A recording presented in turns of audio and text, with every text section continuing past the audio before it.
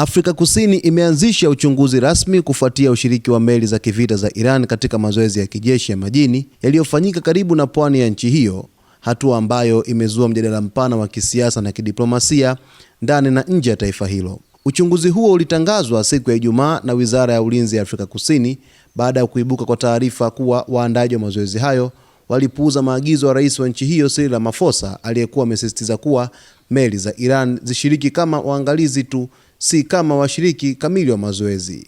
Kwa mujibu wa vyanzo vya serikali, Rais Cyril Ramaphosa alitoa maelekezo hayo kwa lengo la kuepusha kuchochea mvutano wa kidiplomasia, hususani na Marekani ambayo kwa muda mrefu imekuwa na uhusiano mbaya na Iran.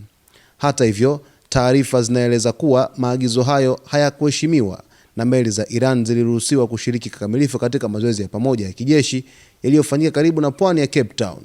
Hatua hiyo ilizua ukosoaji mkali kutoka Marekani ambayo ilieleza kutoridhishwa kwake kwa uamuzi wa Afrika Kusini kuandaa mazoezi ya kijeshi yaliyohusisha Iran. Mbali na Iran, mazoezi hayo pia yalihusisha majeshi ya majini ya China, Urusi na Umoja wa Falme za Kiarabu UAE, jambo lililoifanya operesheni hiyo kuonekana kama onyesho la nguvu za kijeshi za mataifa yanayochukuliwa kuwa wapinzani au washirika wasio karibu na sera za kimagharibi. Katika taarifa iliyochapishwa kwenye mtandao wa kijamii wa X, ubalozi wa Marekani nchini Afrika Kusini ulitoa kauli kali ukielezea kushangazwa na kukerwa kwake kwa hatua ya Pretoria kukaribisha meli za kivita za Iran.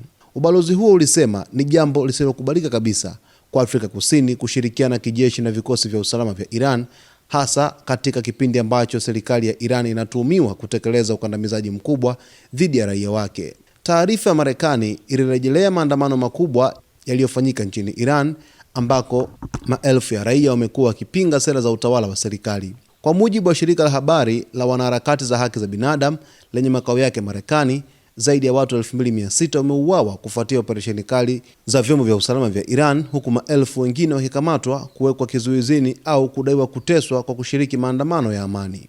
Hali hii imeongeza shinikizo kwa serikali ya Afrika Kusini ambayo sasa inajikuta katika mvutano wa kimataifa ikijaribu kusawazisha sera zake za ushirikiano wa kimataifa na msimamo wake wa muda mrefu wa kutoegemea upande wowote. Uchunguzi unaoendelea unatarajiwa kubaini ni nani aliyehusika na kukaidi maelezo ya rais, pamoja na athari za kidiplomasia na kiusalama zitakazotokana na tukio hilo.